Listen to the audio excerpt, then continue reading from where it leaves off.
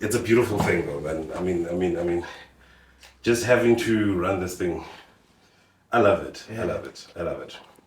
All right, so we're gonna kickstart. I'm gonna welcome you.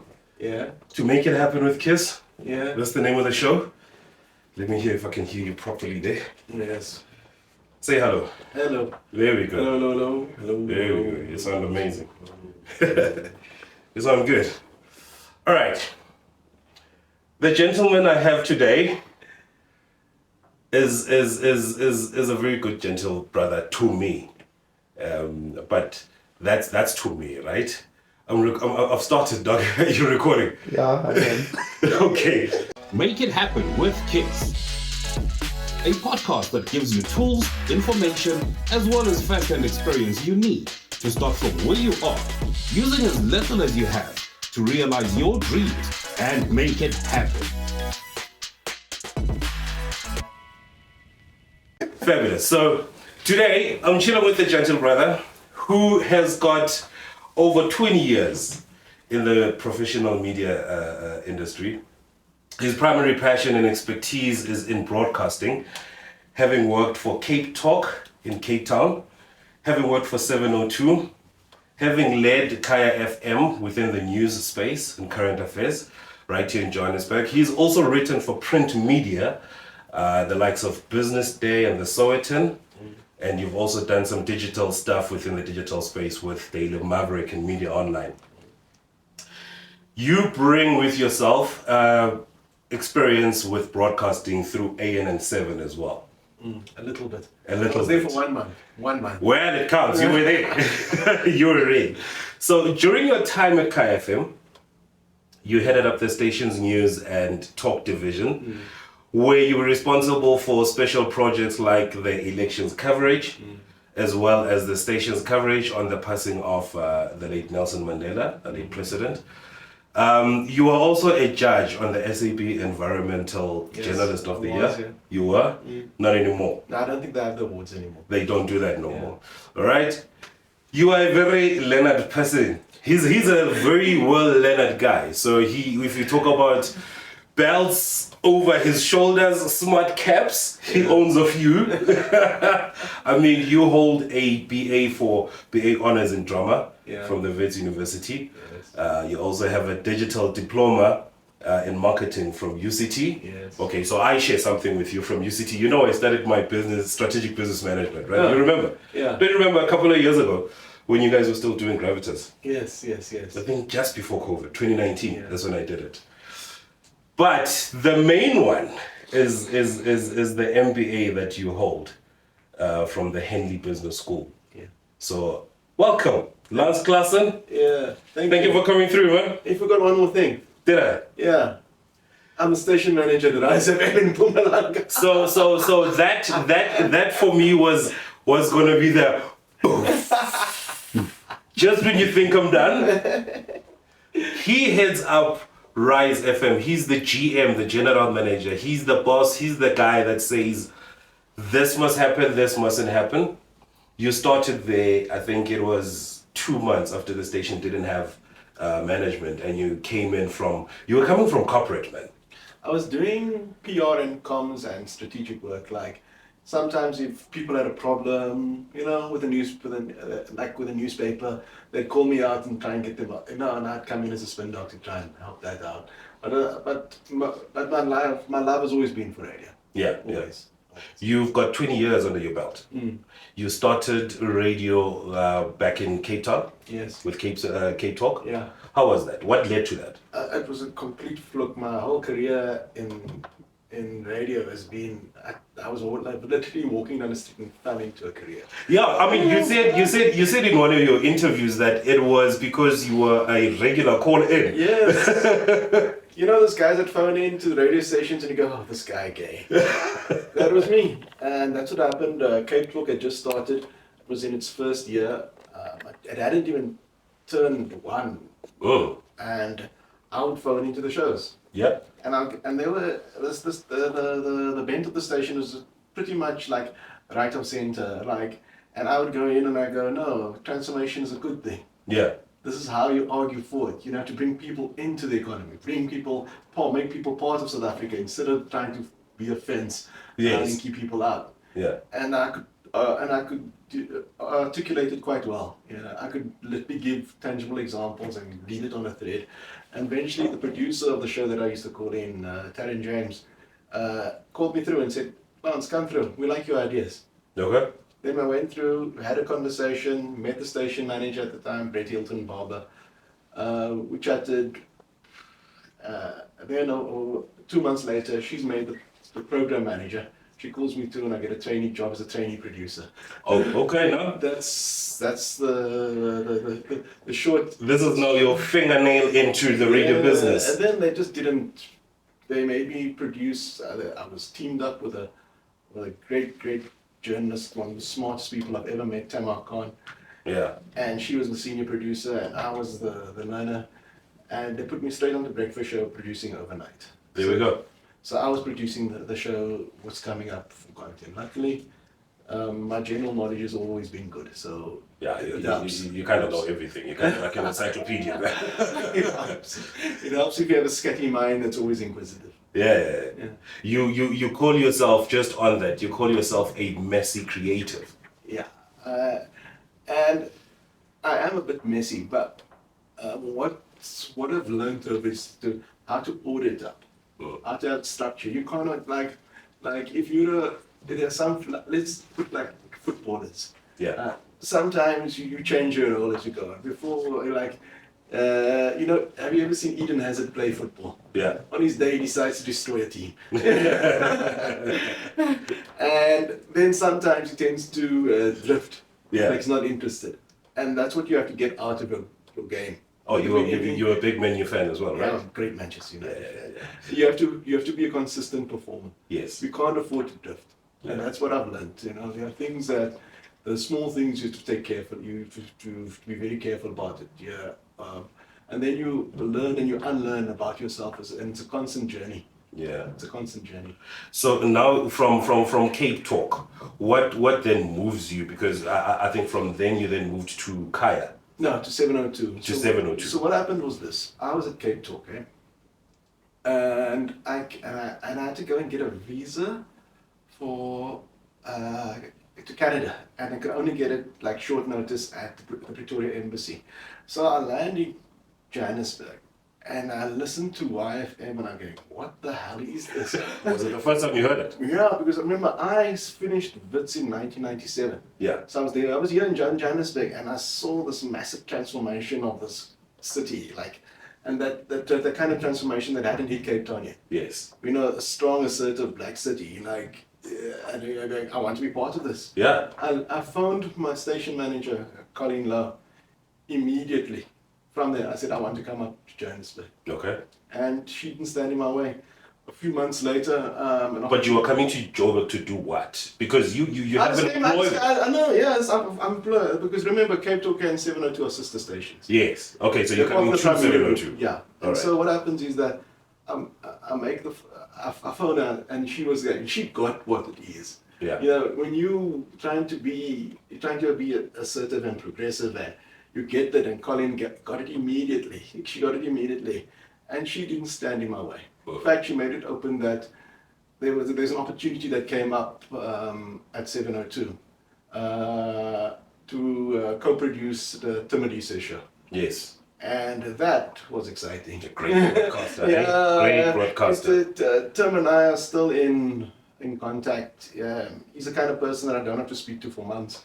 But if I phone him up and I ask and I can lean on advice for him, yes, I get the gift of wisdom for free. I mean, from his side. Well, I phone you. Yeah, and it's honest and it's robust, and it's sometimes you don't have to be friends with somebody. In fact, it's better if you're not friends with a person. Yeah. And there's a whole bunch of people I have in my circle that I'm not friends with. Yes. But we are great colleagues. Yeah. Great. If they come to Bombela, I'm there. Yeah. If they need to speak to my staff that only worked in Bombela, they come there. And then I was with 702 for a year and a bit, and I was working with probably the most creative, passionate, schizophrenic producer, absolutely brilliant, is Bully Tiawa. I was a fan of Bully Tiawa before I was a fan of Tim, because I could listen to her content. Yes. And then, now you can't have two scatty people on a show. And so I went and, okay, I changed my position from runaway, tearaway winger to holding midfielder. Yes. So that's my job. Okay. You when you come in as a junior, you change because there are seniors around you. And you have to acknowledge that there are seniors. Yes. And, she recently passed away, and it was a... Man, so rest in peace. Yeah, she's really one of the shining stars of broadcasting, and she then another game, pure coincidence. I'm walking down Melville, and Neil Johnson, who was the program manager at Kaya, Neil Johnson, yes. bumps into me and goes, "Hey, what are you doing here?" No, I said, "No, I stay in Johannesburg." He goes, "Didn't you see the advert for the breakfast show producer that you put in the Mail and Guardian?" I said, "Yeah, but I'm happy where I am, so that's why I didn't apply." He goes, "No, apply. We need a producer." Yeah. And that got me into Kaya, and Kaya was a great journey for me. It's like I worked with some great people. It was a close to a 20-year stretch, right? It's about nearly 10 years. 10 years, a 10 years at Kaya, nearly 10 years. Okay. And I started as a breakfast show producer, but working, I take off my hat for any person who gets up at 3 in the morning. Yeah, I've done it. To work at 5, I've and done then it. to 9, and then you work a full day. And like by the time, if you leave at 1 o'clock or 2 o'clock in the afternoon, and you work breakfast show, Yeah, no, you've you been at work finished. you've been at work like 4:35.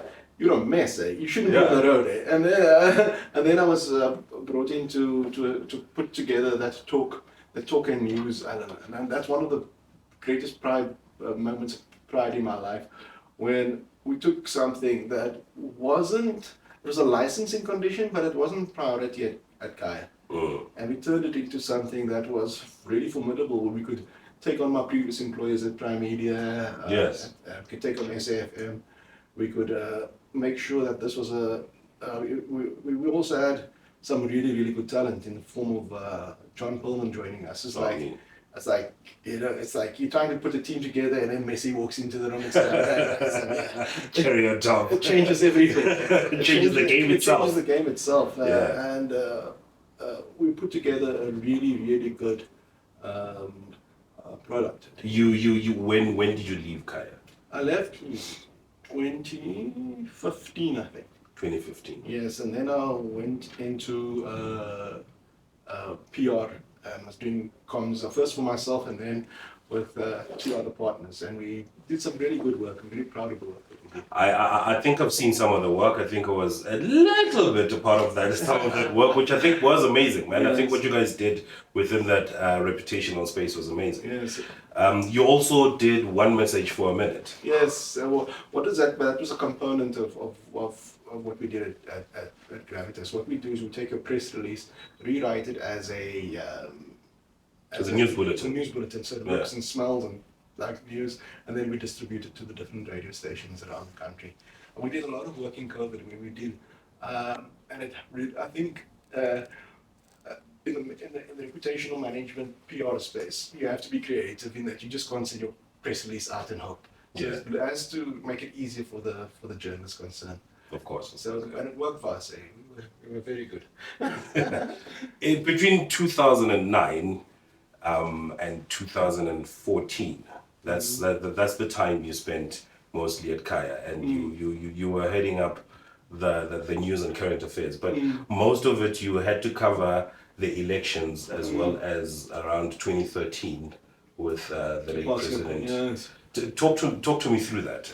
So elections are a bit of a monster, because you have to provide a spread of coverage and a depth of coverage at the same time. And when you've got a newsroom, including the sports guys and the producers, it comes to like 13, 14 people, and it's not a lot. Yeah. So what we would do is that we'd split up the province. Okay. We'd go around, we'd enter into partnerships with other radio stations from around the country so we can get coverage. Yes. And then we would focus on is that we'd focus to try and get all the big players onto our current affairs shows, and specifically on John Coleman's show. Yeah. And what we do is that has helped us out a lot. Yes. That kind of coverage, and then for Mandela's passing, every media house had a plan. Yes. But the problem was that plan, if you don't update it, it gets out of date very quickly. And so we had a plan. So wait, when you're saying every media house had a plan prior to him passing away, and they already had an idea of how we would cover this, Yeah. until it happens, Yeah. So it was like and then switching things went off. change. What happened with us? I was just coming out of a class during my MBA, and actually my former boss gave me a call, and she said, "Lance, there's something happening at Mandela's house." And off I went, and the media started gathering. Yes. And then I put the team on standby to say that this is what's going to happen. Yeah. And if we hear news, we have to come, like X and Y come to the studio, and it comes, and we start automatically happen. And then we got news. We got a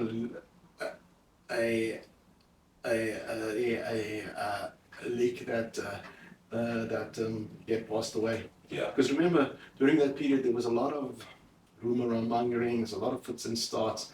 And then we got to the studio. John Pullman got to the studio. We went on air. We went on air for I don't know how many hours. I was at the studio for how many hours.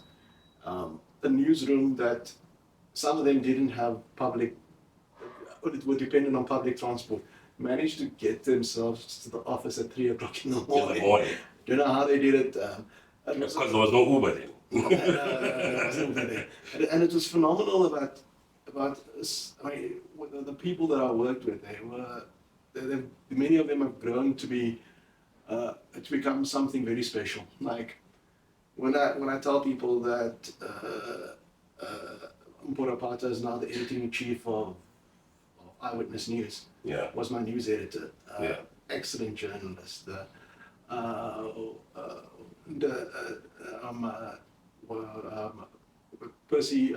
Kai Komalo was on SABC, does a lot of their foreign stuff. Yeah. Started out as an intern by us. Yeah. And I'm not going to take credit for their hard work. They were good, and they just needed a space. They actually brought it. Yes, they brought it, eh? And then there's a whole bunch of journalists. A whole bunch of journalists that started out there and came to the party. Yeah. And I was very, very happy with it. And we had someone like as crazy as Larato Motsa who could get in anywhere. Then we took the whole show on the road to the Eastern Cape. We went to Kroonum. Yeah. And then, luckily for us, Jeff Malloy, who used to be our sports editor, was based in Umtata. Okay. And people were leveraging like relationships. Like we got our IT guy in Tunga. Everybody's bought it. They got family members that were on VIP. The names that you're busy mentioning are all the names that are big players within the space right now, man. Yeah. And you were saying to them at the time they were juniors, they were interns. Some of them were just starting out. Some of them were sort of like Tumi Sang,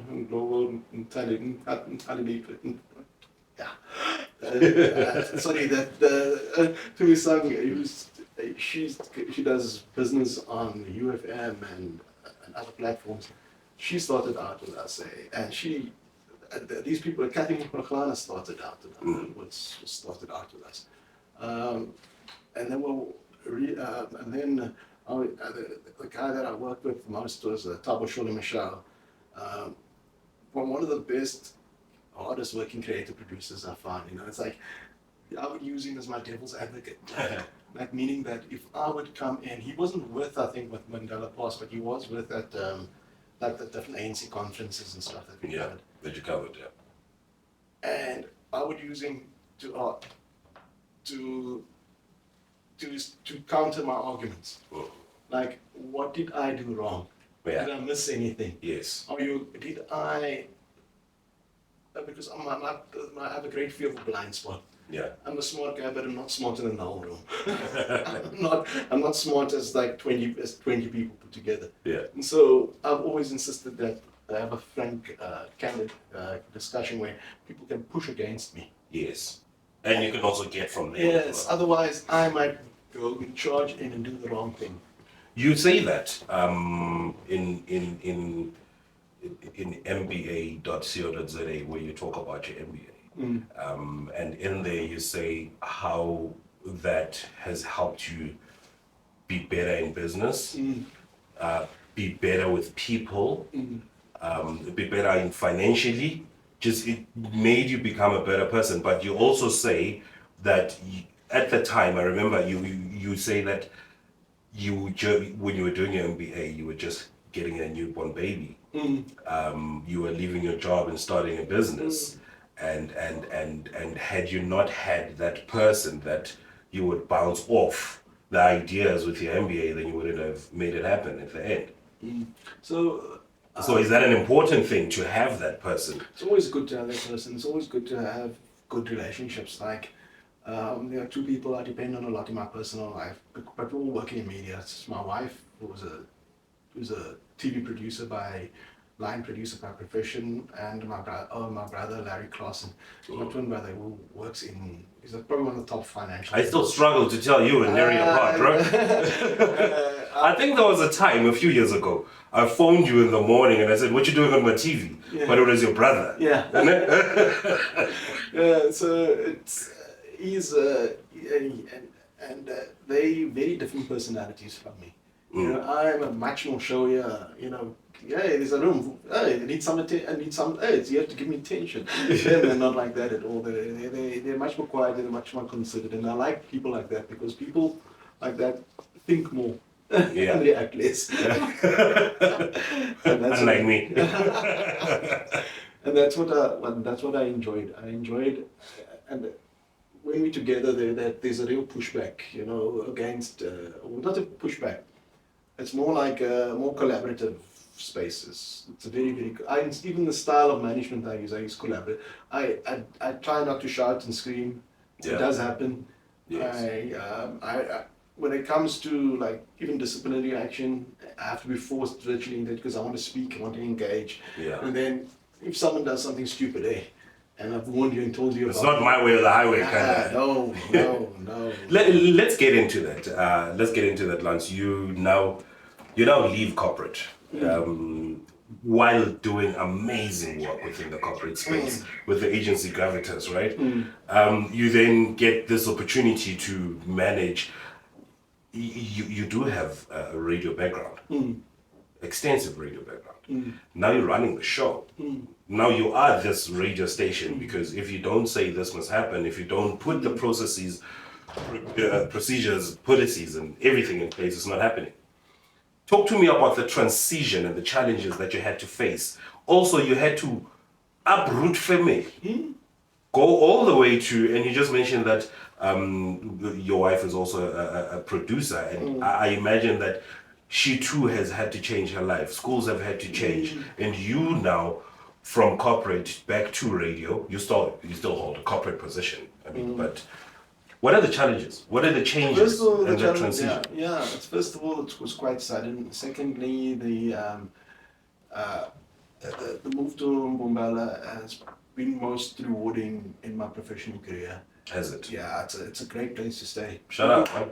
Yeah, I'm telling you, like normally the more rural provinces get a bad rap, justifiably so, because some things that you've seen, it's shocking that you've seen sometimes. Yes. But Mbombela as a city is a great city. It's a great place to live. It's like even the place where I stay, I don't even get load shed. Okay. Nice. Who do you know that we don't? No, there's a line called the Delta Line, power line, and on it's got an old age home, a hospital, and a prison. Lucky you, isn't it?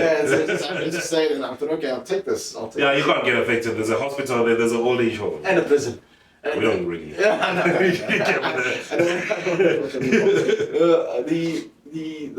The schools are great. My kid goes to a sister school of St. Stithians. Okay, that's nice. Yeah, it's like top class.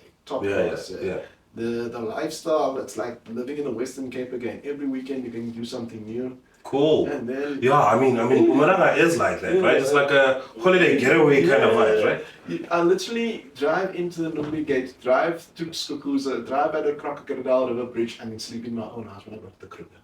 Okay. So I don't have to, have to stay the night. I can drive in and out. Like Yes. like that. Yes. And then You far from work? Close to work? yeah, everything's close, man. Yeah. The traffic, not Joburg traffic as well. Please, man. People complain about traffic in Bombela. It's like, what this? Oh, bro, you had an office with a view of Oxford, Yeah. and you would literally stay in traffic, Yes. sit in traffic. It doesn't work like that. Things have changed. Yes. Then what happens at the station as well. When I headed to the station, there were a few challenges.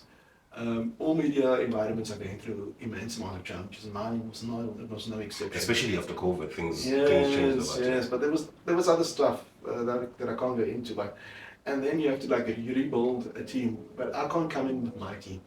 Mm. It's the team I got. It's the team I got. Yes. And so I have to rebuild people over there. So that's what I spent almost a year doing. Yeah. Changing the culture, changing ways and means of doing things, and that's what I enjoyed. And also trying to build an on-air product that stands out, because the station, Mpumalanga is a massive province, and it takes us 6 hours to drive from one end to the other.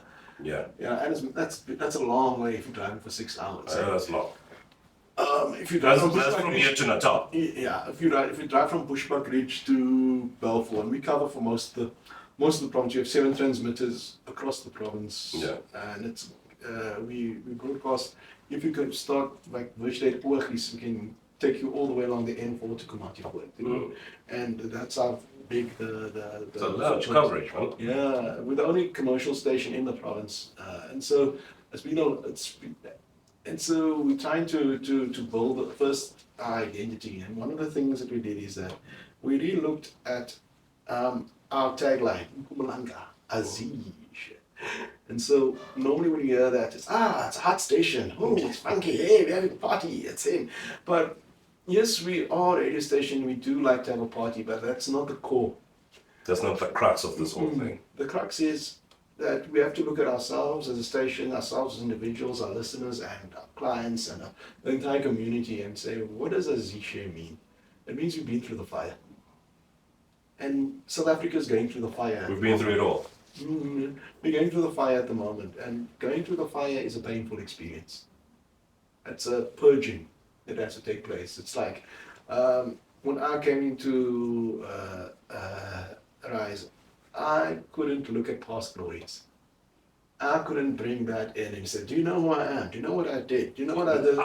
No, you Google me. You can literally have to take that and put it aside. Yeah. Why? Because that prevents you from going forward, because you're looking at your past, not looking at your future. So that's my personal, when you go through the fire, you have to purge yourself. It's like getting rid of all the sludge. Yeah. And then when you go through the fire, Out with the old so you can do the new. Yes, go out of the stuff that holds you back. Yeah. Out of being entitled. I'm owed this. I'm deserved this. No, that you deserve nothing. You only entitled to use your salary. If you've done it now. Only if you've done your job well. Yes, that's all. And then you looked at that and you go, okay, if that's what's taken, if that's what you're going through, what happens in that forging process? But the thing that goes through your forging process, you get strengthened. What's making you stronger? Because you've gotten rid of the stuff that makes you weaker. Yeah, of course. And then after that forging process, and you've been strengthened, and you've been dipped, and you've been shiny. I mean, you are dipped so many times into that oil, but you come out, right? And then what you're going to do, like a gold bar, you begin to shine. Yeah, of course.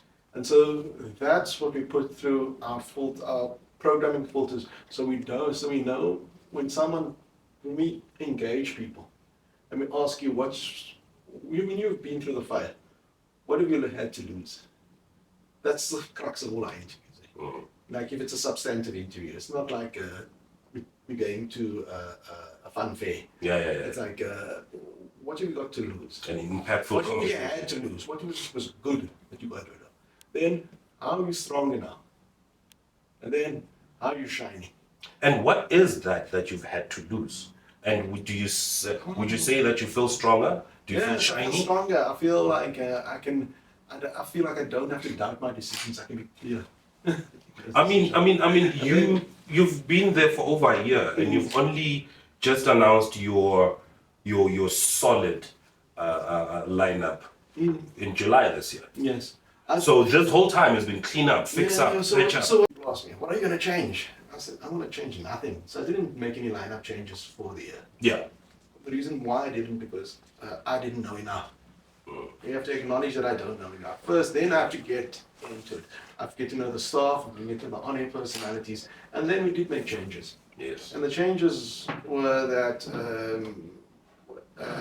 were based on a couple of factors. One, people didn't know if you didn't change sleep sessions, you lose your job. That's what it came down to. Okay. So we had to change it. We had to get rid of a few people. We brought in new people. Younger people as well. Not necessarily younger. Yeah, some people are younger. Like our 9 to 12 is in the morning is done by this young lady called Claasen. She's 24 years old. I'm prepared to give people chances, and I've done it both on air and in my management team. Yes. I brought in a few younger managers. Like what you have to guard against is something that's very staid. Yeah. So people must feel that they're getting an opportunity. They must feel, they must look at it and go, this guy's giving me a proper chance. Yes. And the great thing about not coming in with my own team is that my team is my team there. And otherwise, I get the reputation, Lance brought in this guy from Joburg. Yeah, it's because. Yes. Yeah, it's because. Yes. Yeah. And Kind of will taint your reputation as well, and hinder whatever that you're trying to build here with that, because if you hadn't done this, then I become then I get a reputation for this person. You become that person's my person. basically. Yeah. Everybody's has. When you got in, you in the December that you got in, you lost an air presenter in the breakfast slot. Yes, Victor Rose Jr. Yes. I wanna just touch on that a little bit, because again, in the past few months, you lost a dear friend, if I may, Eusebius Mckaiser. Yes. Yes. How has that impacted you within the broadcasting space, and in you being able to carry on with what you're doing, man? Yeah. When I met Victor, I remember I only met Victor Rose in May, and then he passed away in December, and it was sad. We were there for his family. I went down to the funeral. We engaged his mother. It's like it was sad. It was sad when he came up from KZ and we had to have a service for him on air. Yeah. So it was a bit rough for everybody. Yeah. Specifically, the breakfast show host now, JT, who had to do the show on her own.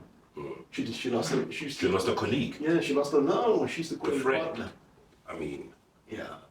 Come on. And that was hard on her. And JT is one of the toughest people I've ever met. Her personal narrative is one filled with Azisha moments of pain. Yeah. And she's the kind of person I would go to war with. Yeah. Yeah, no doubt about it. You're coming out unscathed with and that. then when we did that lineup change, we didn't bring in anybody new, because people thought, maybe we could partner her. Yes, I remember. And I said no. Otherwise, she's just beginning to grow in her own voice again, and then we have to bring in somebody with as and she's reveled in it. She owns the morning between 7 and 7:30 because we got a kids quiz. Yeah. And when we own that car. Yeah. We own that car. I can tell you now, if you're an advertiser, listen to us between 7 and 7:30. We own that place. Tell them. Yeah, we own it. Then the other things that what I did was I brought the business show into 5 o'clock earlier. Yeah. And we looked at business in the province. That's the only business show every day, weekday, Monday to Thursday, looking at business in the province. Yeah. and that's what we enjoyed it. It's a very, very. We got a current affairs show as well that also looks at current affairs in the province. Yes. And then we've got a superstar. Name was Robert Morala. There you go. MSW. Yeah, MSW. He does your sports. Yeah, he does our sport. Yeah, he's great. And we got the lineup with it's great. With Mckaiser does fun and frivolous and fabulous and our drive show. That is they're the most adventurous. She's the one that came out of the under 35. Yes. Thing. And they're with Big Zil as well. Yes, and yes. And they're doing crazy stuff. And like now they're doing they're challenging themselves to lose weight and they documenting it every day. Okay, that's cool. Like even the way Zil got the job as a drive show host, eh? Yeah. We employ this thing called Radio Survivor. Yeah. So the previous host, Cheese, was hosting the show. He goes off to the loo, and then suddenly Zil appears in the studio. Poor Lily, his co-host, was going, "What's going on?" The producers, "What's going on?" No, Zil came to say, "No, I'm taking over the show, challenging Cheese for this show." Okay. And then I get called in, and program manager Tabiso, I said gets called in. We're going, "What's going on over here?" No, Zil says, "I'm challenging. I want afternoon drive." And then we go to Cheese and we go, I don't think I've seen anything like that happen in radio before. And then I asked Cheese, "Are you okay with this?" Because remember, you still got a contract. He can push you out of the job, and Cheese goes, "Bring it on." And then I go, then they start a whole bunch of series of activations. Yes. Like In the station. Like, who's gonna do it? And it was I think it was in the last week of March that we did this, eh? Yeah. And then what happened was there was things going on. They were like, "Can you do a live read or read a news bulletin with a chili in your mouth?" With a chili. Yes. And then I come in on the Wednesday. You can go see it online. We've recorded this. You can see it. I'm in the studio. I come in with a contract. Yeah. Where I ask them to waive their rights. Whoever loses leaves the station. Immediately. Leaves. Goes. No job. No job. Work. Nothing. No on air presenting. No. And then people thought it was an April Fool's joke, eh? Yeah. And then April Fool's comes and goes. Come the Monday. Cheese and Zilla in the studio. And I go, "Okay, it's time to make a decision." Yes. That's me and Tabiso. We're going to make the decision now. Who's going to get the show, the afternoon drive? Yeah. And she says, "I've seen so much passion in this guy. Let him have it." There we go. And that's radio for you.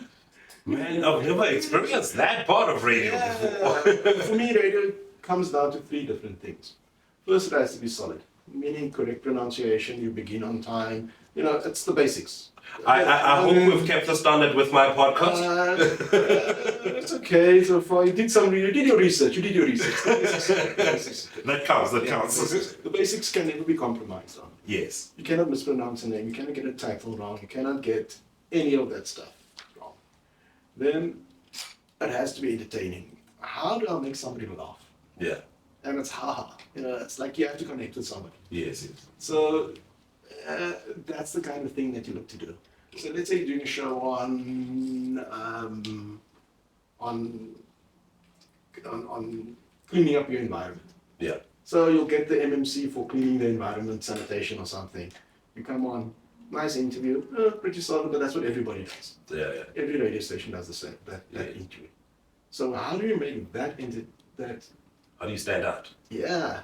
So you challenge your listeners. Yeah. The first person to bring 5 black bags of dirt that you videoed, tagged to the station gets a year's supply of Jiffy black bags or something. Oh man, look at it. It's also engaging. Yes, but now you're at risk of having the station smell like manure. Yeah, it's fine. It's like, wow, we can do this. We work in a smelly place, but hey. Yeah, it's good. But we're achieving a goal. Yeah, we're good. And then, how do you make it dangerous? We take all those black bags, we go to the MMC of sanitation, and we dump it there.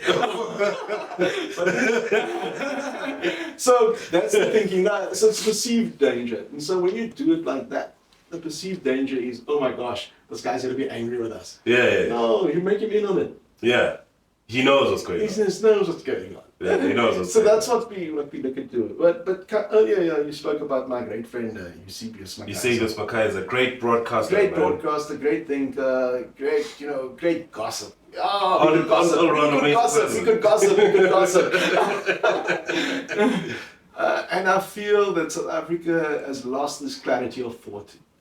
Like, for example, in the last 2 days, a tragedy unfolded in Marshalltown where 74 people died in a fire. A very unfortunate tragedy. And what is tragedy. happening, like, between the politicians and the NGOs and involved in this, they thought that there's a lot of finger pointing that's going on. Yeah. I would have loved to have heard his clarity, his thinking on that issue. And that's where we miss that kind of thinking. Yeah. Someone who can unpack it slowly and give the public direction in it. Because Yeah. he had a greater ability to think, to see the wood through the trees. He was by no means perfect. Sometimes he could be like mean to the listeners, and unnecessarily so. And I've told him about that. That's the kind of robust relationship. But also his conversations needed him to be that. Sometimes, yes. Yeah. If you can choose to be compassionate, choose to be compassionate. I think he chose not to. Sometimes, yes. And we would have a healthy exchange of a good lunch. Yeah. And that's what's going to be missed. You didn't have to necessarily agree with him. You didn't have to even like him. But you had to respect him and respect the way that he thought. He had a few issues that when an issue comes to, he had a lightning rod. His lightning rod, his issues was racism. Yeah. When it comes up, ooh, it's going to come. He's writing again. Take the pen away from him. No, it's fine. I loved his articulation in his writing. And he crossed a number of fields, from writing to broadcasting to, debating. And I think we miss him as South Africans. Yeah. We miss this kind of level of discourse that holds us all to account and makes us think and reflect. Would you say that his death reminded you of your personal loss that you had to endure in 2020 with the death of the late Valerie Claasen? Would you say it reminded you of that and had an impact? My mother was a force of nature. Absolutely. I mean, you mentioned that what you say about her, how she helped start the church choir, how she helped start soup kitchens. There's a thing.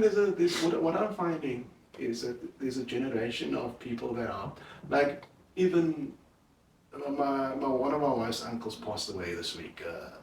Jix Khole. So rest in peace. Yeah, and there's a generation of people that think more of other people than themselves. Yeah. And I think we've lost that. Altruism. Yes, the altruism. And it wasn't just a case of talking, it's a case of doing. Yeah. And both Jix and my mother come from a way of, no, you don't behave like that. You don't shout and scream. You bold people. You bold things. Yeah. We've always had it that you don't put yourself at the center Of everything. of everything. No, your job even my job as a leader, and this is what comes from my mother and come from my associations as well, is that if I'm not building someone, I'm not leading.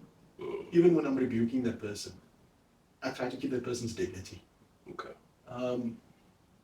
Very practical example, one of my on-air did something silly. They put a picture that was inappropriate this week. On their social media? On our social media. On the station social media? Yes, the show post. And I called them, and the producer and the presenter in, and I spoke to them. And they understood why. And then I know, okay, the topic of would you work in a morgue is a great topic. And then they spoke to somebody on it. Yeah. I would go, let's go one better. Let's do a show from the morgue. Yeah, I would do that. I would do that. And then we go, do the show from the morgue, and we talk about, and we do it in the most compassionate, sensitive way. Yeah. And we don't try and, there's a body and stuff like that. We talk about who they are as a people. How do they interact with, how does it feel to interact with death on such a personal level every day? Yeah. Then that's a show. In fact, I want to interview somebody who works at a morgue and they can tell me. So that's what we do. So that's the kind of spaces that I think people must think more than the studio. They must always go, okay, if X and Y radio station is going to do the same thing, how are we going to do that? How do I do it differently? Yeah, and there must be seeming mirrors. Yeah. So we got some exciting stuff coming up. Very exciting stuff coming up. Would you say that with the exciting stuff, the neighborhood how's been the uptake of the changes? I know that Rise FM is one of the stations that prides itself in connecting with the community. Mm. And you mentioned that earlier as well, that you had to also, keep that going. But with the changes that had happened, what would you say the uptake has been? Uptake has been good, specifically on the strengthening of the content. It's like we've got a guy that talks about IT, and the kind of thing is IT is like, who's watching it, what's your child watching, and how do you monitor on social media? I stress about that. Yeah.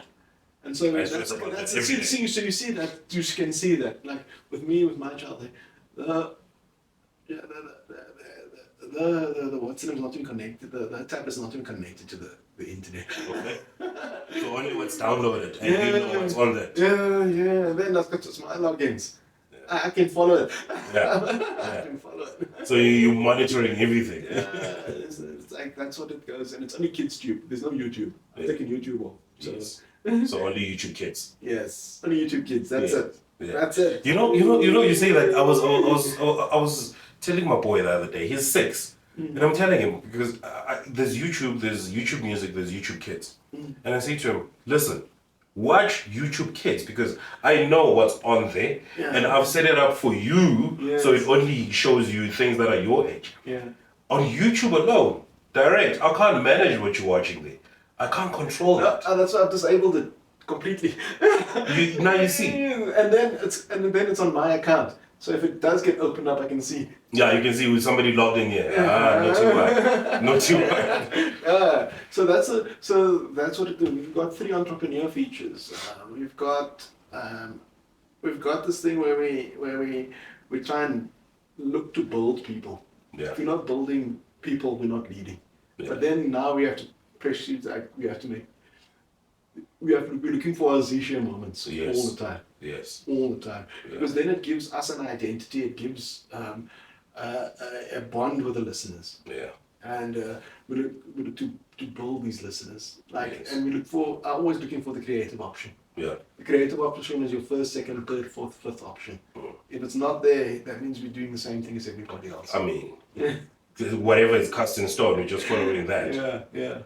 What's next, Lance? And before you go with what's next, would you say that now you are in a space where, in fact, let me put this way.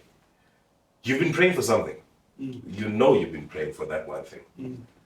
There's a time when you said this has been answered. What is it and when? Well, getting this job, running a radio station. Yeah, it's been a dream. It's I didn't expect it to be in Mpumalanga. I didn't expect it to take my family there. Yeah. I didn't expect all of the changes that happen, but you have to be open to it. And then when I do pray, and because I'm leading the whole organization for the first time, and there's a lot that I understand, some that I have to learn along the way. Yeah. I say a constant prayer, and my prayer is very simple. I was with a lot of the evangelical doing an event, I think in about 2 weeks' time, with Bishop Benjamin Dube. Yes. And he was there, and I was in an environment of faith that it's not the one that I grew up with. Yeah. And the prayers are strong and full of confidence, and my prayers Conviction. my prayers are not like that at all. My prayers are very simple. Yeah. But it does work. Yes. It's God help me because I don't know what to do. and yeah, And that's it. God help me because I don't know what to do. take over. What are you saying is take over. Yeah. I'm lost here. Take over. I don't know what to do. I really don't. And it's fine. And I prayed once or twice because God heard me the first time. It's a lack of faith to ask for the same thing again. Yes. Now you have to wait and listen. Let him do the work, right? Yeah, that's fine. And it's helped me out in so many situations on a daily basis. Yes. My faith is not big, it's not proud, it's not confident, it's fragile, it's battered, it's bruised. It's that of a mustard seed. Yeah, not even that. It's like an old Ford Cortina, all the different doors, but it keeps going. But it keeps going. That's what I look at. That's what I. On this show, the show is called Make It Happen with Kiss. And the reason for that is because I want to have these kind of conversations, people that are making it happen. You now have made it happen to a point where you can look back and say, what I've been praying for, I've now realized it. Somebody is wanting to get out of corporate. You've done that. Somebody is a taxi driver. Last week I had a chat with a taxi driver because somebody wants to be that, right? What would you say is your make it happen advice to anybody, not a school child, not a grown up anybody who's still wanting to make it happen and realize that dream? Yeah, be patient with yourself. Don't. What does it cost? I mean, I've been patient. No. What's the cost of this? What does it take to? If it's gonna happen, it's gonna happen. How many people that we knew growing up that could have been a great football player? A lot. Yes, they could have been a lot. And then I use Rassie Erasmus's stuff a lot for inspiration. Not the stuff that we grew up or the rugby stuff.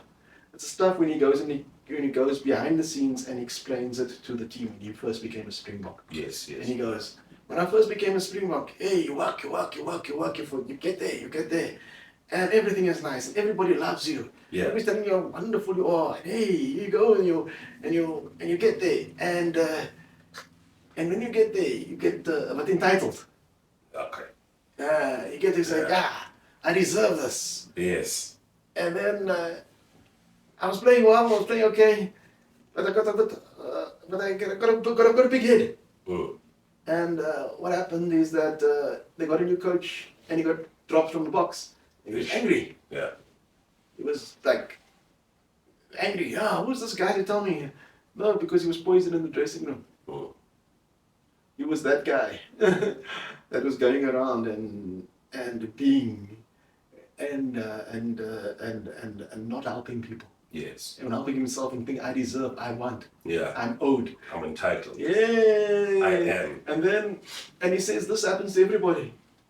All Springboks. This is everybody's Springbok. Sometimes it happens later, sometimes it happens early, but it does happen. But we have to acknowledge that. Yeah. But once it's done like that, you have to ask yourself, if this opportunity had to happen again, what would you do for it? Yeah. And that's what you have to go. You have to reclaim your hunger. Like even when you watch that video, he was talking about how he became a bit of a shit. He became confident, arrogant. Yeah. Spoke down to people. Yeah. No, I think it happens with everybody. And so that's what you have to guard against. Not being that piece of shit at the end. Yeah, don't be that guy. Yeah. Don't be that guy. You can be a better guy. How do you be a better guy? That's what you have to look at. Even with stuff where you're learning, you have to say, hey, I'll take the loss on this one. Yeah. And so the biggest danger to yourself is yourself. No. It's levels of entitlement. Like advice I give to young people. Me, young person. Yeah, who would I hire? So let's say that someone comes in and they're intern and they got and the CV is scarce. There's nothing on it. That's what then. I look for things that shows me that you're bigger than yourself. So do you belong to a youth club?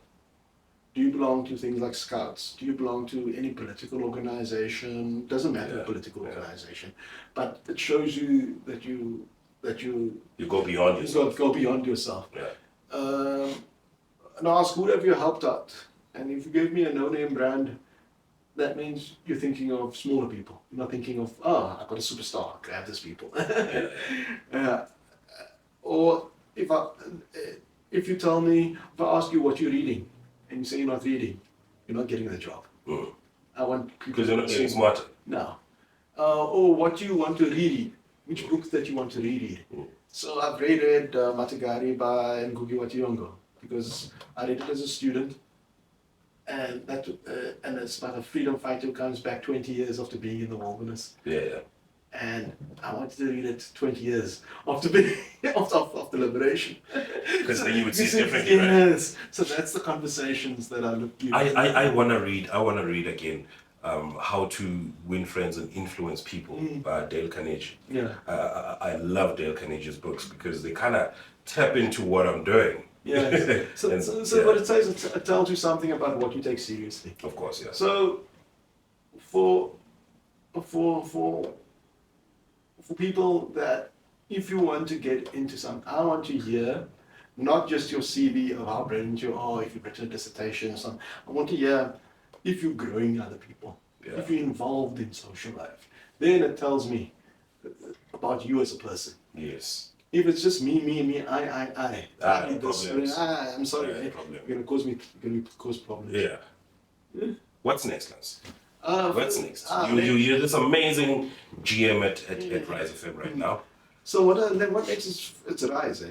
Right. I need to get it to be at its best. You need Rise to Rise. Yes. My contract's for 3 years. I'm 1 year in. Yeah. 1 and a bit year in, and that's my job. Yes. Next 3 years. That's it. Yes. That's it. Making sure that you That's see it it. to where you want to see it. See it to I wanted to achieve the greatest. You've seen the increase in numbers right now. You've seen Not the, yet. We're not yet. At first you work on the inside, then it translates onto the outside. like doing pest control, right? Yeah, and I've set certain targets. You know, for the radio awards, I want us to win best commercial station. There we go. That's it. There we go. Because I'm used to winning awards. I'm Shout used out to to that. I'm used to winning. Shout out to that, And man. like when I came to the station has never won an award, and they were like, "Huh?" And I said, "Yes, I've been at like a department that has won like 8." Yeah. Like all my talk shows where I was at Kaya, every year Yeah. the show would get nominated, the presenter would get nominated, and the producer would get Yeah. nominated. No, And that's what I it's- yeah. want. And that's what I want. No, really. I'm more eager about the nominations and the win, because the win is like can win. Sometimes you can win something, sometimes you don't. But the nomination Being nominated shows that, yeah. shows that You play in the space and you're a big factor in the space. That's what it says. Yes. And that's what we would do at Kaya. There were some great talents, Mapaseka Makwele, Tabiso Sekwane, Musibudi Whitehead, all these great presenters of great shows. Yeah. Like the talk in the talk elements. In the talk space, yeah. I've got. But you gotta take some pride and joy, man, in what you created. Yeah. You have to. You have to look back in that rearview mirror and be like, you know what? I've done some amazing work at Kaya. Yes. But looking at it right now with all the younger crew, what's your take on Kaya FM right now? From management to it's hard for me to do that because I haven't been here for over a year and a half. So a year in radio is a lot. Yes. They've done a lineup change. They've done a few times. Yeah, and they've done some music changes. They've changed some of the content lining up over there. And I think that station has been through a bit of a tough time. And I've got nothing but love for the people that work in that station. They are good people. Yes. They work very hard. They work very passionately. And they've helped me out a lot of times. And I can only extend it. Like earlier this week, last week, we had a breakfast show host of one of the big Johannesburg stations came down. And he needed a space to broadcast from. And we helped him out. It wasn't us, but one of the other stations helped me out. Yeah. And that's what radio does. You can say the name of the station, huh? It's Power FM. There we go. We were actually at Kia Ngube. Do you know Kia Ngube? No. She was at Power FM. We had a 3 episodes back. Yes, and it's not like Mr. Bisa, not that we hang out together. Yeah. It's we do. If you need to help us out, if we need to help you out, we help you out. If I'm gonna need to help. Altruism. It comes back to altruism again. But radio people help out radio people. Yeah. Like I can ask people to come in and speak to my staff, and they do it. It's not like they're charging anything, and and it's great insights that you have. I've been blessed to work with some of the best in the field. Yeah. And some of them we're proper mates. Some of them we're really, really great colleagues. Yes. Lance, look, man. I think we are done. I'm not going to take up much of your time when you were in Joburg. Do you still remember where the Botanical Gardens is in Joburg? I get around still. I still drive like a Joburger. You still know the zone. When I get here, all the aggression comes back. Free Street. No. With the whole explosion. Yeah, I thought it ripped up there. You haven't been there? No, I haven't been there. or anything like that? There are some parts of town where Joburg is looking a bit frayed. The change in leadership, the constant changes in leadership of the city hasn't helped the city. No, not at all. Anybody, whether you in it or out it, nobody. The city needs stable, consistent leadership. Yeah. And it's not been there. And it's sad because in many ways I'm more Joburger than a Cape Townian because I'm a bit rough around the edges. Well, you grew up in Cape Town. I'm a Cape Townian, but I love Cape Town. Love it. When last were you there? Oh, back in 2021 when my mother's. Yeah, then you can't say you love it better than Joburg. How many times have you been in Joburg since you've been in Mpumalanga? 5, 6? No, but it's work related. Most of it's work related. Yeah. Because I'm also the chair of Healthy News, so it's a health NPR. Yes, health NPO, no? Yeah, the health yes. They do great work in talking about issues of health, and I'm up here for a lot of that kind of stuff as well. Okay. Yeah, but recently. But thanks for coming for Make It Happen with Kiss. Yes. Shout out to you, man. You're amazing. Look, let's wrap it up, man. Let me let you go. It's been amazing having you here. What advice, though? Before I let you go, you know what I do. Yeah. You know me. You know what I'm trying to achieve with this thing. Yeah. First look. What do you see? What do you think? What advice would you give me? And I want you to be as blunt as you can because I'm starting from nothing. Yeah, okay. And I'm trying to get to Rise FM dust. Yes. The premium dust. First things you need a logo and a branding. That's already there. Wait, I can't see it. Well, you can't see it, but it's good. After the edit, under edit, it's got to be there. There has to be something physical. Or you're talking about on the mics? On the mics, there has to be something. Well, you could invest some money into this thing, man. Why must I rob you of you investing in yourself? Because I don't have the funds. There we go. And that's what it is. Then you put money into the social media platforms. You have to pay. Yeah. If you have to pay, because generically it's not gonna happen on its own. And I hope everybody that's trying to start a podcast or a show is listening right now. This is years of wisdom. Yes, and so that's what you also look for people with big social media following, and so you can share the social media following. Then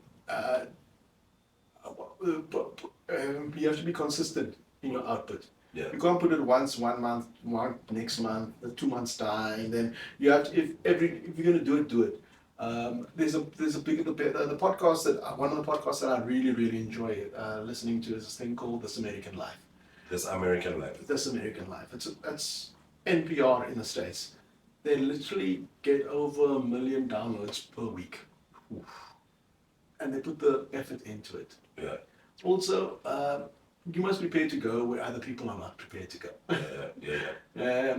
And ask uncomfortable questions. It cannot just be a smooth fest where, Lance is so great, Lance is so wonderful, no, you have to put it there. How was this interview? That was great. It was great. I really enjoyed it. I like the fact that you were prepared. I like the fact that you began on time. Everything was technically proficient. This is a really solid product. I like that you can interrupt. That's what happens as well. All the radio disciplines were there. Congratulations, well done. Thanks, man. Coming from a radio guru. Thanks, man. Lance, thank you. Appreciate you, man. Yeah. This is Make It Happen with Kiss. This is Lance Peter Claasen. This is Kiss. Mr. Kiss, you know, right here, baby. Right here. He is the GM at Rise FM, doing amazing things. It's been a year. You're hoping for more years to come. Yeah. Amazing things to come. I wish you that. I wish you all the best there, man. I know what you can do. I know the smarts that you bring in. So I know that Rise FM is in amazing hands, and you're gonna just take it to new heights, man. And Thank you. Thank you so much. You driving all the way to here means I'm validated, yo. Yes, he is. It's Kiss, it's Lance, we out. Peace.